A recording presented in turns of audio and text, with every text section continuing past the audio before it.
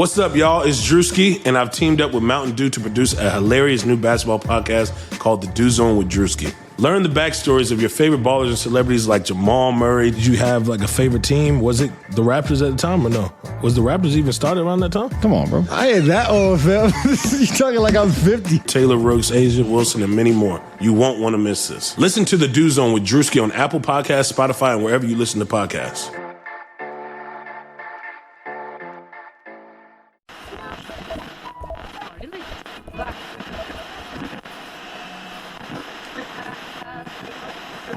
I think that, again, this team isn't expected to do anything by what the critics say, by what people around the league say, but man, I've been in the league going on my 6th year, and I know, there's like a feeling you get about certain types of teams, and this team has that feeling.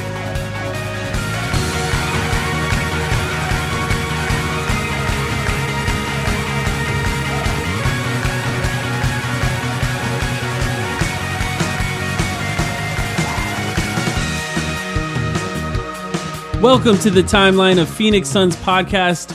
Wow. The game just ended. Wow. Sacramento Kings go down against the Phoenix Suns in the home opener. And I'm almost at a loss of words, which is a bad thing when you're recording a podcast. But Sam, what did you think? That was amazing. I'm kind of at a loss for words too. The Kings put up a really good fight. And we're in the lead after the first half, and this looked like it was going to be a kind of tough game for the Suns to win, but, things that we considered to be strengths for the Kings, the Suns did a fantastic job of mitigating those strengths tonight, and this was not a game where Devin Booker put the team on his back. This was a phenomenal team performance offensively, defensively, and we have a lot to unpack here. Yeah, and I think there's so many reasons to be excited about this game, but I think, just like you said, what the Kings were good at, the Suns were able to really stop them in their strengths. But also, I think it's important to point out, what the Kings are good at is what the Suns were bad at stopping last year. Hitting three-pointers, transition defense, that kind of thing is what they were really bad at last year. And the fact that they were able to kind of limit them as much as possible in those areas. They won the actual battle for fast break points. I mean, that's something that I didn't expect at all. Even in like a best-case scenario in my mind, the Suns maybe would not win that battle, but maybe hold the Kings to a lower amount. But really, they looked like they were doing a really good job slowing them down. They played like they had a game plan, and maybe that's what it's like to have non-rookies on the team, actual veterans playing minutes. They look like they have a plan going into the game, but it looked a lot more like a basketball team now, right? Yeah, for sure. I mean, it all starts with Ricky Rubio. If you just look at the box score, let me pull up the box score real quick. His numbers don't necessarily... Well, they almost do pop off the page. I mean, he had a double-double, 11 points and 11 assists. He had 4 steals. But the defense, stopping De'Aaron Fox was the main priority for Phoenix. I know Buddy Hield went off in the first half, and he's a phenomenal shooter, so that's going to happen. But Fox finished 3 for 7 shooting on the entire night with only 8 points. He had 5 turnovers. Part of that is because the Suns got him in foul trouble, but Ricky Rubio was incredibly energetic on defense. He had 4 steals, but it's not just about the steals. The constant pressure that he was putting on Fox, playing the passing lanes. He did not look like a 29-year-old veteran point guard. I mean, he looked like a veteran point guard, but he didn't look like a point guard who some people perceive to be past their physical prime. He didn't look like someone who was... No, he didn't look old. He didn't look like he was lacking in energy at all. He brought it and really set the tone for the rest of the team. So a fantastic debut, first of all, for him tonight. Yeah, and you say that the Suns got De'Aaron Fox in foul trouble. It really was Ricky Rubio that got him in foul trouble. Ricky Rubio, what I thought was incredible about watching an entire game with Ricky Rubio, now we had some preseason games that we watched previously, but as you know, they're working on specific things in the preseason. The guys don't play their normal amount of minutes in the preseason, so we don't really get to see a full game of what these guys are like when they're actually trying to control the game. And to see Ricky Rubio in an entire game really made you realize that he's just so good at all those veteran tricks that you need in order to stay in the NBA, which maybe should be obvious, but it's nice to actually see it happen. And what I mean by that is really catching guys off guard, constantly the 0.5 offense, right? Catching and making decisions really quickly Rubio does that, and that's kind of what he does automatically. He didn't need to come to this team to do that, and it's kind of what Utah did last year anyway, so it's a nice transition for him. But catching the defense off guard, getting into the paint, really dropping his shoulder into guys and making sure that he gets those fouls when they're out of position, that's the type of thing that veteran point guards needs to do on a regular basis. But also, something I tweeted about was how much Ricky Rubio was just around the ball anytime there was a live ball. If it was bouncing off the rim, if he wasn't getting the rebound, he was stopping someone from getting the rebound by poking it out of their hands. He was able to get on the ball on some steals, just like you said. He had 4 steals in this game. Everyone in the starting lineup had a steal, which is, I don't feel like I've seen that in a long time with this team either. But, I really found myself appreciating the stabilizing presence of Ricky Rubio, which I guess is what we predicted, but it's nice to see it in action. It is what we predicted, but frankly, when we did our over-under podcast, I went on the record saying I didn't see Rubio having a 9-10 assists per game season. Then he comes out in game 1 and has 11 assists, because to bring it back to his offense for a second, his defense was amazing too. His penetration on offense was relentless. Yes, and I think, exactly.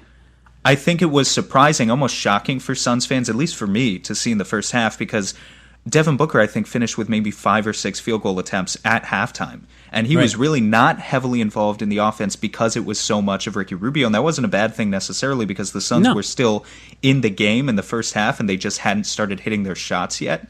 But it was just shocking to see the offense sort of rely on that. And now, I don't want to make any overreactions based on one game, but Rubio definitely, at least in this first game, played a much heavier role than I expected him to. And, if you follow a game on Twitter, if you follow a game on Reddit, there's so many overreactions, like a minute-by-minute basis or a quarter-by-quarter basis. And I think what we've been begging for from Devin Booker the entire time he's been on the Phoenix Suns is help. This man needs help. He needs other players around him so that he doesn't have to carry the entire burden by himself. Well, this is what that looks like.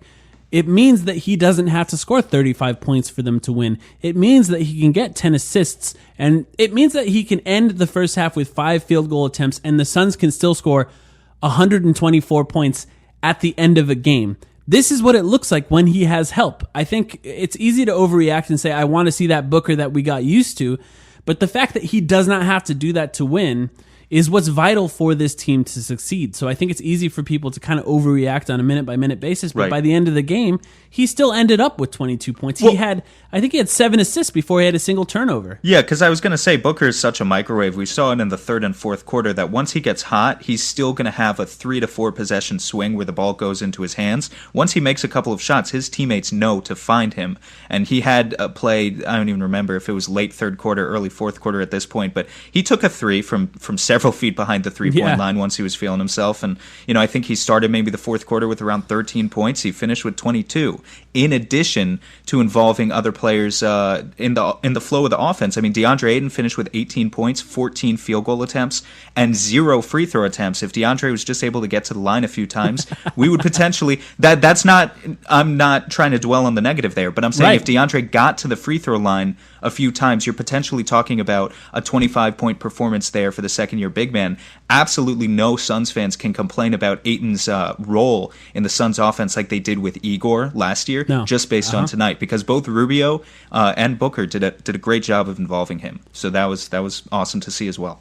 I think it's an interesting thing with DeAndre Ayton. For all he's said in the offseason about grabbing the ball off rebounds and dribbling it down the court, taking more three-pointers and all of that, and then our criticism of him for not shooting any free throws in the preseason.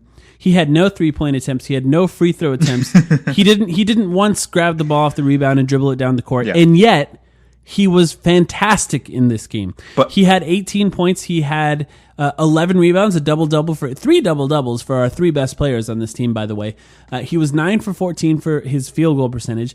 And more than any of that, because that's, to me, that's almost expected out of him at this point. But more than any of that, he was playing defense in a way that he was sacrificing his body to actually contest shots. That's the most important thing. I had a thread about it on Twitter. A lot of people saw it. He shies away from contact, and that causes him to foul sometimes. And in this game, he was taking the contact right in his chest, and he was contesting shots without fouling. And to me, That was vital. That's vital, as we talked about it, for this team going forward. And I was really impressed with him tonight. Obviously, this is one game. And for the record, for everyone listening to this, we know this is one game.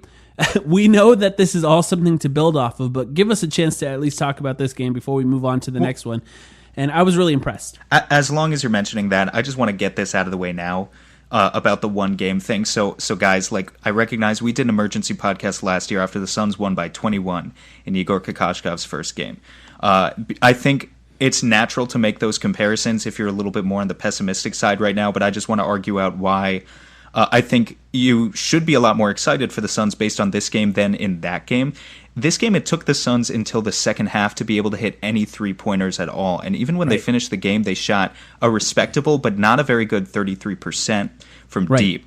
They were not relying on their shooting. In the game last year, if you go back and look at that box score, they relied on their three-point shooting. An unusually hot night where guys like Trevor Ariza and Ryan Anderson, who proceeded to have really, really bad seasons, just shot really well in that game. The Suns shot 56% from deep, and that's what it took to beat Dallas. Now, if you transition and look over to this game, what did they do right that they did right last year? Some of the same stuff. I mean, the assist-to-turnover ratio was great in this game. The Suns finished with 31 assists to 14 turnovers. Flow of the offense looked fantastic. But most importantly, they weren't relying on the three-point shooting. They were relying on effort on defense from players that we haven't seen effort from before. Exactly. Devin Booker and DeAndre Ayton, primarily. I mean, I praised Rubio. Rubio was great. Kelly Oubre, I thought, was basically laying an egg on offense in the first half, but entirely made up for that with his fantastic defensive performance and also made up for it with his offense in the second half. But primarily, Booker and Ayton both looked great on defense tonight. They just put in the effort.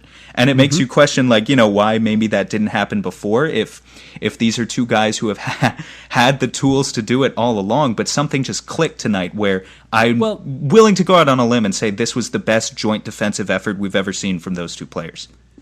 Absolutely. I 100% agree with that. Maybe save for like a Milwaukee Bucks game last season, one of those two games where they won, maybe you could look at that as another great defensive effort. But I think this was better because, I mean, just statistically, this was the most blocks that DeAndre Ayton has ever had in a game.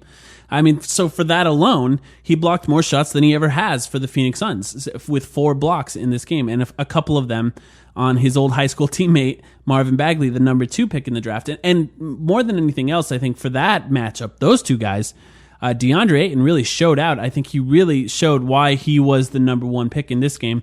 And interestingly, just to talk about it, actually, we can start just kind of breaking down the game as we watched it first quarter on. To start the game, DeAndre Ayton was guarding Marvin Bagley, and Dario Saric was actually guarding Dwayne Dedmon, which I think makes a lot of sense because what DeAndre Ayton is good at is sort of moving his feet and sort of catching guys off guard, and he's good at the perimeter thing. And what Marvin Bagley is basically good at is catching the ball at the perimeter and attacking off the perimeter. And obviously he's a pick and roll guy. Obviously he can get the ball underneath and score. But that's not really how they use him. And I thought that was a really smart move by Monty, just putting DeAndre Ayton in a position to succeed. And also, as we know with DeAndre Ayton, motivation has to be there. I think a big part of why they were successful against the Bucks was because he was guarding the MVP. And a big reason why they beat the Lakers last season is because he was guarding LeBron James. He has to feel motivated, and guarding Marvin Bagley is something that motivates him. He wants to beat Marvin Bagley as much as possible. So I thought that was smart. But the game started, and Dario Saric was the guy getting open a lot to start the game, I think, with the gravity of DeAndre Ayton on the roll and just the ability of Ricky Rubio to find those guys. And there was just a lot of missed shots to start this game. And normally, I think with last season, you just say, oh no, this is going to be bad, because they didn't have the ability of digging deep and defending well enough to beat back on that. But how did you feel about Monty Williams just in general in this game, but also maybe some things about his rotations? What did you think about that? I thought the rotations were pretty good. I mean, it's tough to say for sure because, okay, so we have a whole problem here that Ty Jerome and Cam Johnson both didn't play. Right. What I was thinking in the first half actually was that I have no reservations about Dario Saric and Frank Kaminsky. They combined 1 for 7 Right. from deep in this Right. game, but they were getting open looks. They usually hit Yeah. those looks. They're both veteran players. I was Right. thinking in the first half, though, wow, Cam Johnson might actually look good in these backup 4 minutes right now. Because if you just need to inject some shooting into this team, he really could have helped with that. But then I thought all of the rotations were fairly good. I mean, I think one of the biggest advantages you have is that even if you want to play a pure bench unit, which is what Monty originally did when he took the starters out in the first quarter, like he did a full platoon swap, took out Saric and Ayton at the same time, brought in Kaminsky and Baines. What that does, it not only provides you spacing that we talked about, even if those two guys weren't hitting their threes tonight, although Baines did hit one later in the game, you get absolutely no drop off in playmaking.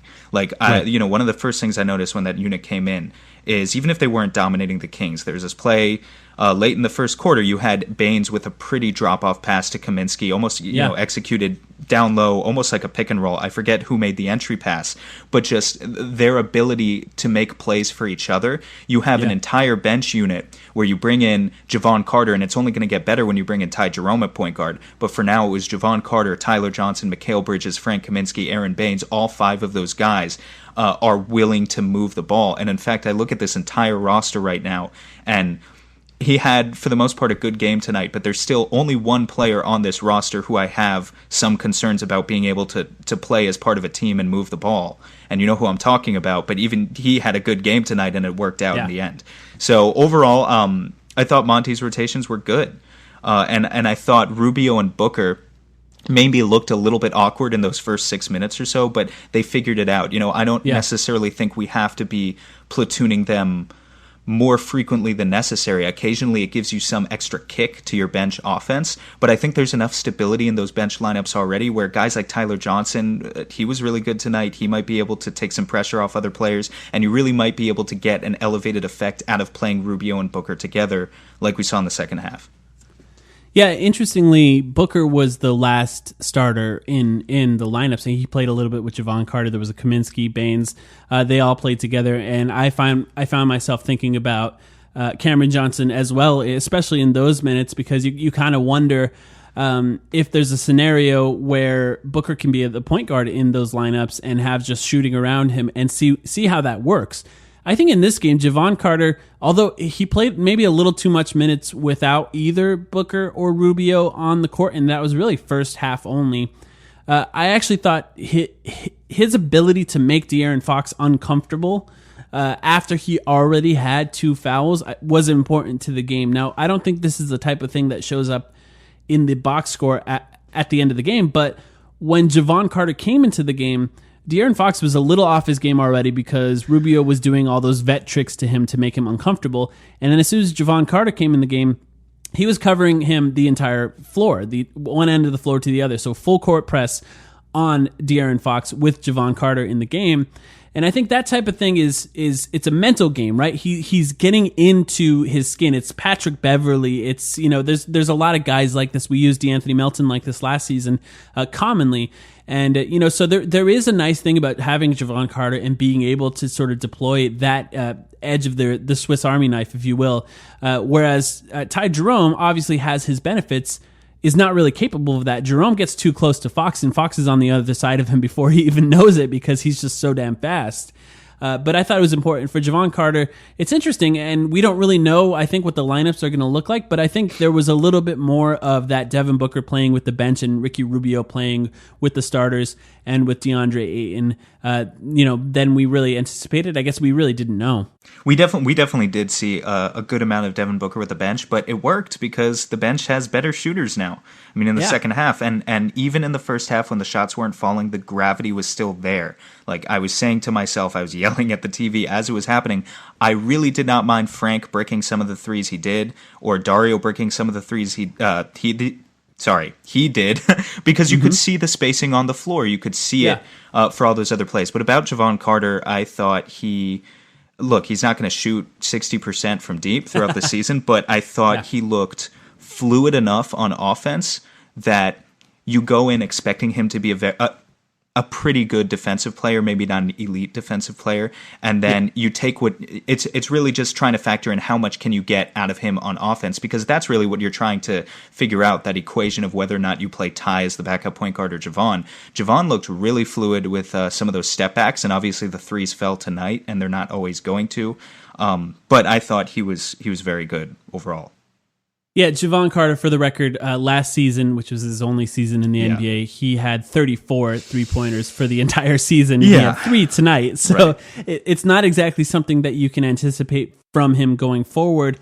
There is some belief that he's a better shooter, I think, than he showed last year. I think his overall field goal percentage was in the 30s last season. Not three-point percentage. I mean, field goal percentage was in the 30s last season. But he didn't play a lot of minutes, and there's not a lot of time to really show what you're good at as a rookie who's not playing a lot of minutes on a really bad team. So, it's hard to really know what he can do. Of course, there's that famous game where he had 8 threes, I think the last game of the season, last season, something like that. So he's capable of shooting, but this type of shooting you can't really expect from him going forward. And I think Tyler Johnson was actually kind of interesting in this game too. He only played 17 minutes, and he had some interesting injuries for the preseason. But I also think there's a chance that in certain games that Tyler Johnson can just come on and him and Devin Booker can successfully run an offense together. If they really want to shorten the rotation a little more. And, this is the Kings. Now, the Kings were a relatively good team last year, but, they didn't even win 40. I think there were like 30-something games that they won last season. So, maybe against a better team, maybe against a team like the Warriors that has a lot of guard depth, maybe you shorten that rotation a little bit and you really try to focus on vets. But I think there's so many vets on this team now. It really felt like every time there was a change in the lineup, it was just another stabilizing player after another stabilizing player. You never felt like, oh no, Josh Jackson is in the game now. Yes. Or, even DeAnthony Melton, oh no, who's going to run the offense? DeAnthony Melton's in the game now. It's just every single player that was checked into the game, there was a lot less fear of what they were going to do. Now, none of them are massive stars, but all of them are just good at basketball, and not a lot of them have these massive glaring holes in their game. Right. Higher floor, lower ceiling is basically what James Jones accomplished. I mean, that's what happens when you stop swinging on Marquise Chris's, on Dragan Bender's, on Josh Jackson's, where the goal is to draft a superstar and you just get some stabilizing players. And the same applies for their draft strategy, too, with Cam Johnson and Ty Jerome. I want to bring it back to Tyler Johnson for just a second because I thought he was amazing for only playing 17 minutes. I'm really excited to talk about him. Do you remember, it was either a week or two ago, when I mentioned how quick his release looks? Like, I don't remember seeing if his release was always that quick. Well, Monty's taken notice of that too, because on multiple occasions tonight, what he did with Tyler Johnson is to play him more, like we predicted, out of that backup shooting guard spot, and running him in that backup shooting guard role. Honestly, he was almost playing like Troy Daniels. Like, what he would do is he would set a back screen. On multiple occasions I saw him do this. Set a back screen down near the baseline, come and run off a pin down set by a big, whether it be Saric or who have you. Would catch at the top of the key, would have a contested look, and fires off a very quick release, which very few players on this roster are capable of doing. But then you couple that, so obviously he made those threes. That was really exciting to see. But then you couple that with his ability to come down the court a few possessions later, this was in the second half, and take a pull-up mid-range jumper and be able to hit that as well. So stabilizing is, I think, the perfect word to describe someone like that. I mean, he's almost being used by Monty so far in this first game, kind of like a Devin Booker light. Yeah. And I really mean a very light version of Devin Booker. a very, very light version of Devin Booker, but it's something that you don't get out of Ricky Rubio, and you can see how putting Booker and Johnson together in some lineups could really pay some dividends for the Suns, because you have good shooting, two guys who are capable of playing on ball, off ball. I would like to see the two of them pair together a little bit at least, because I thought Tyler looked just really good. Yeah, I agree. I mean, in 17 minutes, he had 10 points, 1 block, 2 steals, 2 assists, 2 rebounds. I mean, he kind of filled up the box score in that short amount of minutes, and I think that's the type of thing that you kind of need him to do, but it's not really how he played in the past, to your point. Oftentimes he was used, obviously he had to be used as a point guard with the Suns last season because we had none. Now we have 3 that seem like they're going to get minutes, plus Devin Booker's upgraded playmaking. Now he can kind of be used as more of a weapon off ball, running off of screens, sprinting all over the court. He's another guy that just never stops moving, kind of like Ricky Rubio. Defenders are always kind of at his hip, if you will, as he goes around screens. And I was really impressed with him. Following a team you love in 2019 can be time-consuming. Trying to follow everything happening in sports is almost impossible. Scrolling through every app, visiting every website on a daily basis is impossible. That's why I subscribe to Axios Sports, the best free daily newsletter in the land. Axios Sports is a modern sports page delivered directly to your email inbox. When you sign up for free at sports.axios.com, you'll get the best stories from the NBA and NFL to cricket and ping pong and everything in between. Axios Sports also highlights the most important stats and trends, giving you the ability to stay informed. It's super simple to sign up, and it's free. Sports.axios.com. Not only will you be caught up, you'll be the friend sharing an amazing link with your buddies. Join the 100,000 sports fans who get caught up on the day before it even begins. And best of all, there's no paywall, no subscription fee, nothing. This is free, curated sports content delivered directly to you. Sign up at sports.axios.com. Again, try for free at sports.axios.com. Indochino was founded on the belief that you don't need to spend a fortune on a custom wardrobe. It's impossible to look good in an ill-fitting suit. Indochino is the world's largest made-to-measure menswear brand. They make suits, shirts, coats, and more, and everything is made to your exact measurements for a great fit. The best part is that it's affordable. Almost all of their custom clothing is under $400. Start your style upgrade now with $30 off your total purchase of $399 or more at Indochino.com when entering Blue Wire at checkout.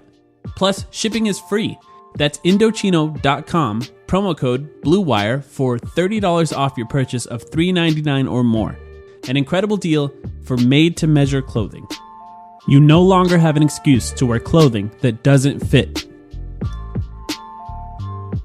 Let's talk about the starters. So in this game, they started who we expected them to start, which was Ricky Rubio, Devin Booker, Kelly Oubre Jr., Dario Saric, and DeAndre Ayton. That starting lineup, I thought, looked pretty good. They didn't do a lot of what they did in the preseason, which is use the bigs as playmakers in the post. There was a lot more ball movement at the top of the key, a lot of pick and rolls with Ricky Rubio and DeAndre Ayton. From what I could tell, not a lot with Dario Saric. Dario Saric was kind of an off-ball threat with a lot of those plays, and not, at least at the beginning of the game, not a lot with Devin Booker on the ball. He wasn't very involved in the first quarter, and I said it on Twitter again, but if you were wondering whether or not Devin Booker's remarks were going to lead to him getting double-teamed more, it did. He was double teamed essentially on every play in the first half. Maybe that was related to those comments, or maybe it's just because the game plan to beat the Suns in the past was easy. Stop Devin Booker, the Suns lose. And in this game, they doubled him on every play. He had to get rid of the ball a lot. That turned into assists over time. But at first, in the beginning of the game, I thought it looked a little clunky. But what did you think of the starting lineup? It did look a little bit clunky, but just about the Booker switching thing, I mean, I think that's still just the primary game plan to stop the Suns. Other teams are going to bank on, they want Rubio to shoot. That's the one, and they want Rubio to shoot, they want Oubre to shoot. Both of those guys. That's the one glaring weakness in the starting lineup, especially until we can see Ayton prove that he can hit that three at a respectable rate, which, like you said, he didn't take any of those shots tonight, so we didn't see it. To a certain extent, they even wanted Dario Saric to shoot, because when they're doubling Booker, a lot of times that's the guy they're leaving open, and Saric didn't make them pay for it tonight, although I think he will in the future. Yeah. But I thought the general starting offense, the starting lineup offense, was, like you said, not a ton of post playmaking. I almost thought it was more like Kokoshkov-esque, lots of dribble handoffs at the top of the key, trying to generate switches. And I think that's a smart way to go about doing things when you have multiple playmakers. You're not going to run things necessarily. You're not going to run an ISO-heavy offense. You're going to want to try to get switches when you have both Rubio and Booker at your disposal.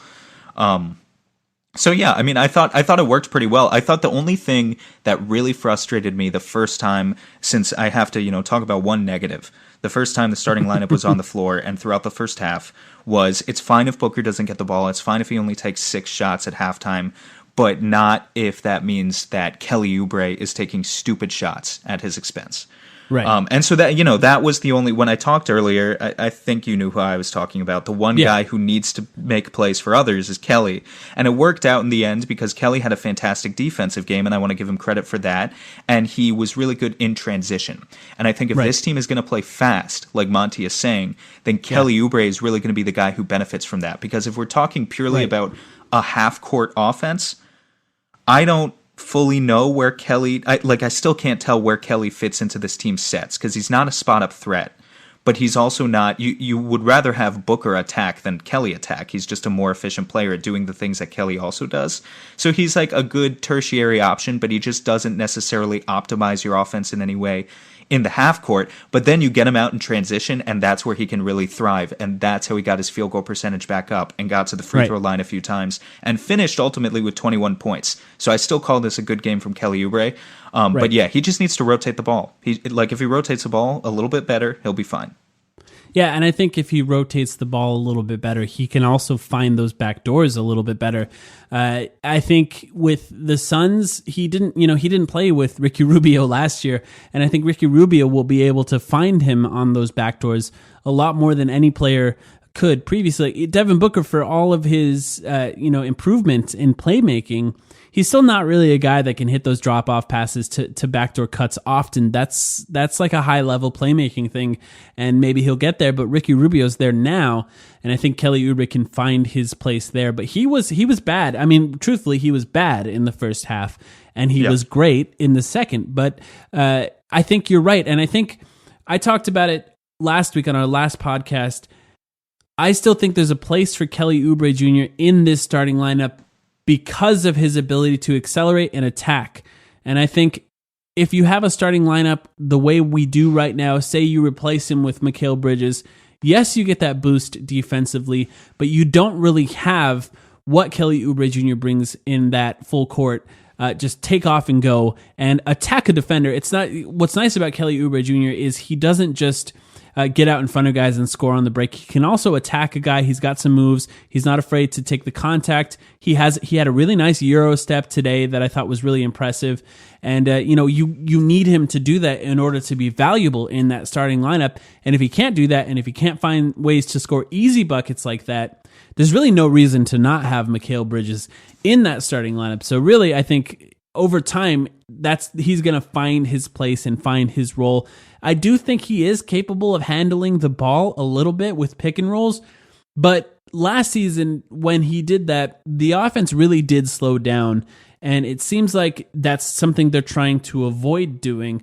So I would like to see them find ways to still give him the occasional pick and roll opportunity without slowing the offense down. So really drawing something up where he's capable of doing that a little more often, because I think that's something that he needs to get better at, and it's something that he's already kind of good at.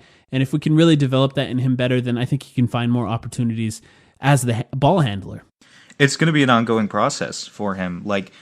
Booker, we talked about Booker's fit with Rubio. I'm not worried about Booker. Booker and Rubio are pros. They're veterans. I mean, they're all pros. But those guys are, in particular, are veterans and very good players. They're stars, kind of. They're stars. They're going to figure it out. I'm not worried about DeAndre Ayton. He's going to figure it out. Dario Saric, I think it's very clear where that guy fits into the offense. But with Kelly, it's like, so the Suns scored 27 points on the fast break tonight. They pushed the pace. That's fantastic. I think they're going to try to keep doing that.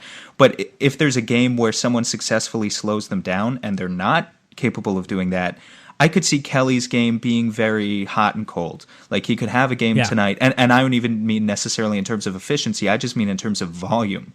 Like, tonight he took 17 shots, but if you stop the Suns' fast break and Kelly's not doing that, maybe he only takes 6 or 7 shots one game, and it's going to be hit or miss. He has to be okay with that. He has to be okay with that, but that's like just kind of what his role is in this offense now. Like, he's going to get his games with 20 points, but sometimes it's not going to quite come in the flow of the offense also naturally, and he has to not force things. Yeah, I definitely agree with that. And I think the other guy in the starting lineup that didn't start off too hot was Dario Saric, and we talked a little bit about it. He was the guy that was left open a lot in the first quarter and the second quarter, and he struggled to hit shots from the 3-point line. And I think with Dario Saric, particularly, his ability to hit that shot at early in the game will open up his game so much later in the game, because what Dario is good at is attacking closeouts for big men. So if somebody's closing out on Dario Saric, he'll hit that pump fake, he'll get on the other side of him, and he has the ability of attacking the rim and, of course, finding guys. That's something that Dario has been known as a good passer, and he's capable of that. But I think there's something about just not hitting those shots early. When you don't really have a closeout, you're kind of taking part of Dario Saric's game away from him. He needs to be capable of pump faking and getting on the other side of guys and finding open guys. So I think with him, that shot's going to fall eventually. But I will be watching to see, how he shoots in the first quarter and how that affects his game going forward. I think there's no reason really to be worried about him. He did relatively well on defense in this game as well. Yeah, he's a rhythm shooter, him and Frank both. And I think everything you said for Dario applies to Frank as well. Attacking closeouts is going to be important for him too, coming off the bench. And I think Monty really recognizes that both of those guys are playing a similar role on offense just by the confidence with which they take their shots. Like, both of them came in. Dario took a couple of threes that weren't even necessarily wide open in the first few minutes of the first quarter, and then Frank came in his first stint off the bench and he took a three pretty much instantly. Those guys know that that's what they're there to do. Yeah. And it didn't happen tonight, but it's going to happen on some other nights, and I'd be willing to bet that throughout by the end of the season, it's going to average out to much better three-point shooting than the Suns had from their power forward position last year. The other thing I want to mention is, so they didn't win the game based on three-point shooting like they did last year against Dallas. That doesn't mean that they lost the game on that they had poor three-point shooting either. Like, this was the team that finished dead last in both rebounding and three-point shooting going into this season. And again, I just have to pull up the box score, but they finished with 9 offensive rebounds. The Kings had 12. The Suns technically did get out-rebounded by 3 rebounds there. But three-point shooting, the Kings shot 34% from 3. The Suns shot 33% from 3. I don't necessarily expect the Suns to be elite in either of those areas, but it's very clear already that they made incremental improvements to both of those things with the guys they brought in their front court between Baines, Kaminsky, and Dario. And those are already having real tangible benefits. Even if they're not going to be the best three-point shooting team, the best rebounding team, they're not going to be the worst either. And it's going to keep them closer in games. It's going to keep them deep into games like we saw in the first half tonight, where even if the shot isn't falling in the first half, you play defense and you get out on the break, you're still going to be able to stay in the game if you're rebounding and if you hit the occasional shot. Yeah, I agree with that. And, thinking about Dario Saric and Frank Kaminsky, the one thing I will say difference between those two guys is, and I don't know if this is something that's going to continue, but Frank Kaminsky seems to be a guy that's around the rim on offense a lot and is capable of scoring on offensive rebounds. Dario Saric is commonly not really around the rim offensively, and we'll see if this is a trend that still is like this going forward. But Frank Kaminsky, I think, if he's not hitting his three-point shot, which he had none in this game, he's still capable of finding buckets other ways. And Dario Saric, I don't know how much that's going to be the same for him as Frank Kaminsky, and I think they're both going to be capable of it. But I just find that Frank Kaminsky kind of is one of those guys that likes to hang around, and he's really tall. For the record, he's the tallest guy on the team. We found out with the new heights that were released. Frank Kaminsky is the tallest, probably close to the highest standing reach as well, I would guess. So it makes sense that he's kind of around the rim hunting those offensive rebounds, and he's kind of a center, as we talked about before.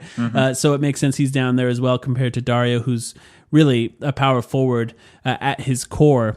But I do want to talk about Devin Booker a little bit more. I was so impressed with Devin Booker in this game because he did not force anything. And I mean that both offensively and defensively. He was not gambling on offense, meaning taking shots over 2 different guys or trying to draw fouls unnecessarily, although I would like him to draw more fouls in the future. He was not gambling for steals on defense. And the thing that drives me nuts with Devin Booker's defense, I know you already know, is his ball watching off the ball.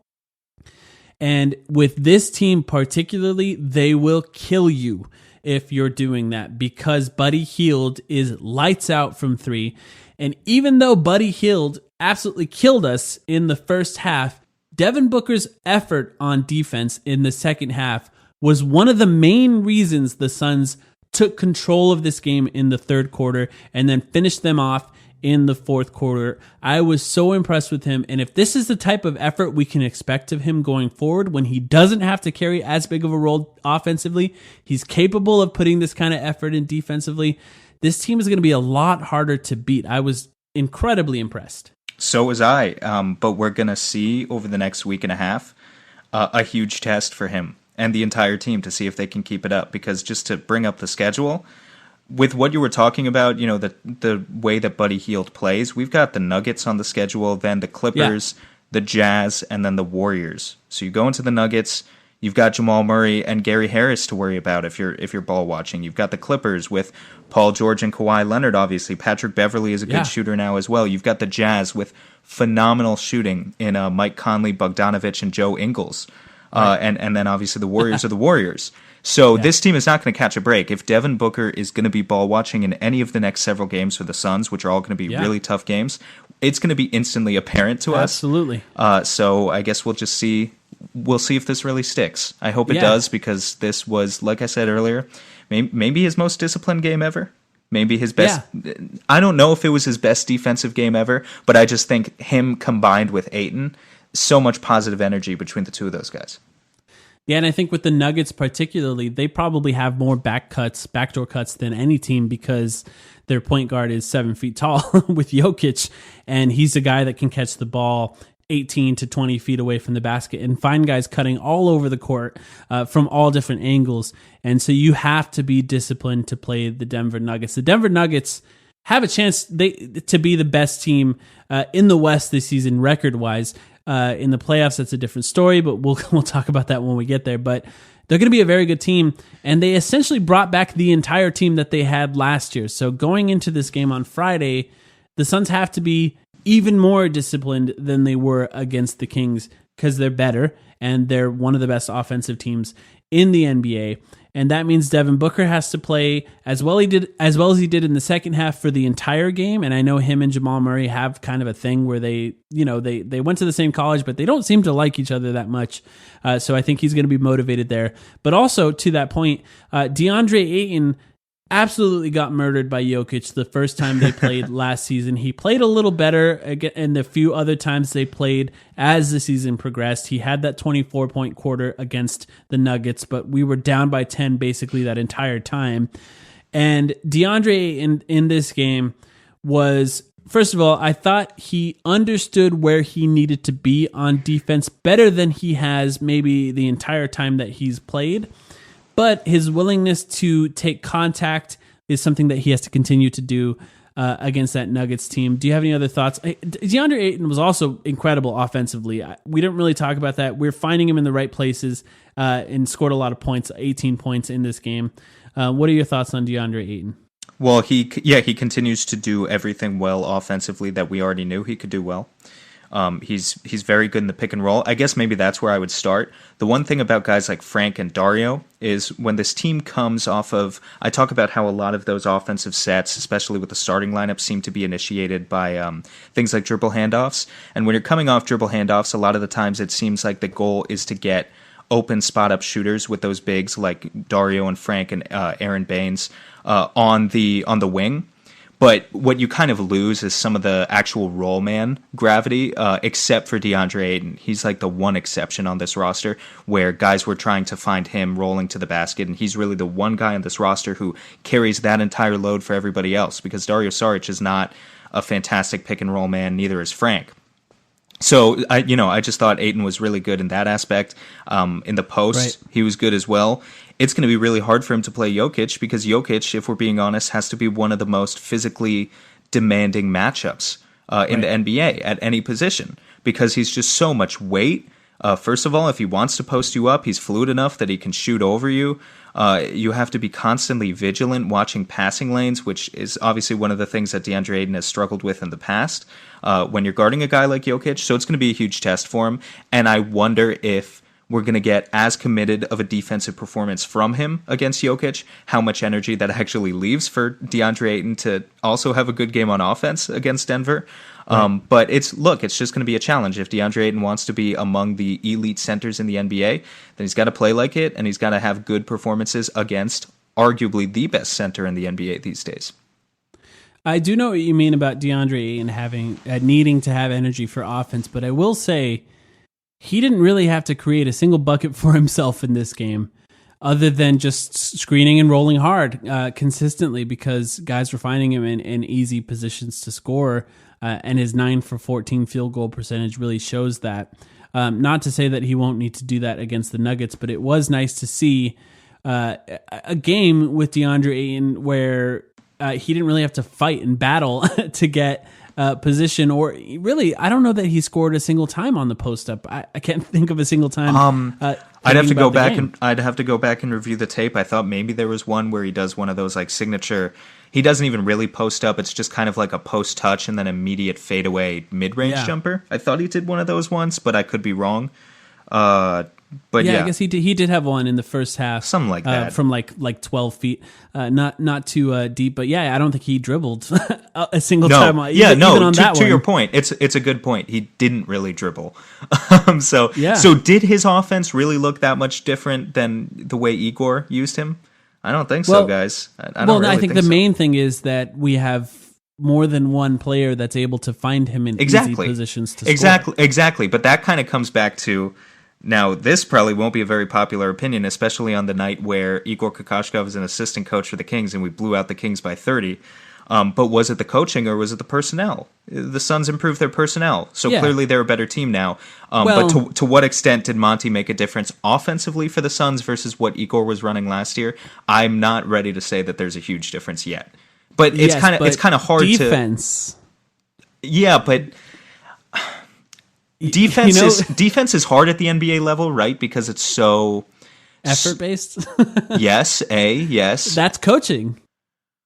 Right. So I guess there's so many variables that we can't realistically trace for in stats. But I was going to say it's not only effort-based, but it's also situational, depending on your opponent. So we just need a larger sample size. We need to see the Suns play more teams like the Kings to see if they can keep up what they did tonight. And we need to see them play some slow, grind-it-down teams and see if they can, change up their style and effectively play defense against those teams as well. And if they can play effective defense against everyone, then I guess a lot of that credit goes to Monty, because on paper this is not a good defensive team. Yeah, absolutely. And I think there is an element to, like, Devin Booker offensively in this game was trusting his teammates in a way that he didn't in the last 2 seasons, because his teammates are better. And I think that there was times where Devin Booker was playing last season where I did not want him to trust his teammates. I wanted him to take on the double team and try and score, because I wasn't confident in his teammates. And you can imagine how he felt. So obviously he was more willing to trust his teammates in this game, and I think that's what led to him having such an excellent game, even though the scoring didn't really start until the fourth quarter, and he only ended up with 22 points, which is significantly less than his average last year. But I also think there is an element of that on defense where why am I going to try if we're just going to get killed by the end of this game, right? And maybe that's a subconscious thing sometimes, and maybe it's fully conscious for some players, like Trevor Ariza, for example. But I think that even having better players affects the defense too, individually, for guys like Devin Booker and DeAndre Ayton as well. When they're more confident that they're going to win the game at the end of the game, maybe they're going to try a little harder on defense. So I think you're right, but I do think that I don't want to take any of the credit away from Monty, because just getting guys to play defense is hard at any level of basketball. So, I just want to give him some credit for this game. And obviously, as you guys all know, we're going to see how much this translates into future games. The next game is Friday against Denver, and then there is a game on Sunday against the Clippers. I haven't asked you this, Sam, but do you want to record after that Clippers game? Sure. All right, let's record after that Clippers game on Sunday. Yeah, that'll be 2 more games from now. Two more this games. This is more of like an emergency episode anyway. I know we're running on 45 minutes now, but it wasn't meant to be like a full-length episode. Yeah. It was just a lot to talk about. And you know what you were talking about just a second ago with Devin Booker not trusting his teammates? I just wanted to quickly point out, did you see that one play early on in the game where Booker kind of draws out a couple of defenders near the baseline, and then he has an open pocket pass to Dario Saric, who he eventually gives the ball to, but he like hesitates for a few seconds. Yeah. And Dario drops in an easy layup. I was almost wondering at the time, is that like, PTSD incurred by like having to pass to Dragan Bender in that situation, and like and Booker thinking in the past, you know what, maybe I just rise over the top of 2 guys because that's the better option than passing to my open teammates. Right.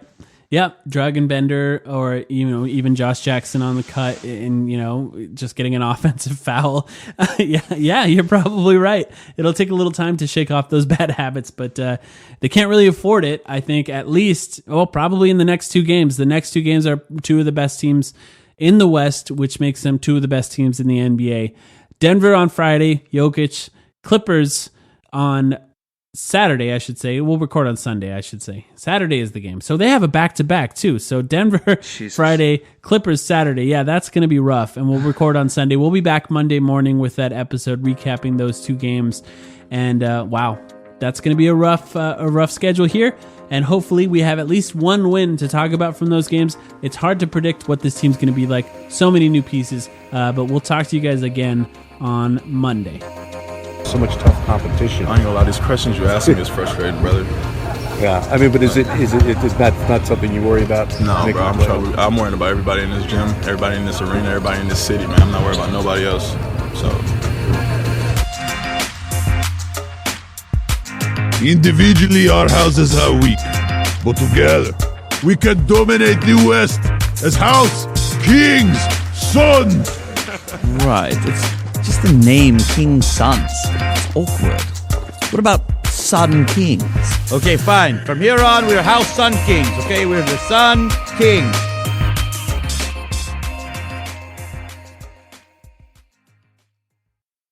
Sugar Ray Leonard, Roberto Duran, Marvelous Marvin Hagler, and Thomas Hearns.